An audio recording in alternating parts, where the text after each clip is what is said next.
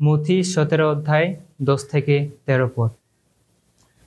পাহাড় থেকে নেমে আসার সময় শিষ্যরা যিশুকে জিজ্ঞাসা করলেন, আচ্ছা শাস্ত্রীরা কেনই বা বলে যে আগে এলিয়ের আসবারই কথা?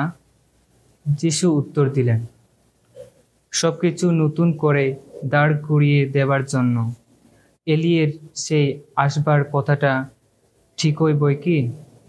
তবে আমি তোমাদের বলছি, এলিও তো ইতিমধ্যে এসেছিলেন, কিন্তু লোকে তাকে চিনতে পারেনি। তার সঙ্গে তারা যা ইচ্ছে তাই করেছে। ঠিক তেমনি ভাবে মানবপুত্রকেও তাদের হাতে দুঃখ যন্ত্রণা ভোগ করতেই হবে।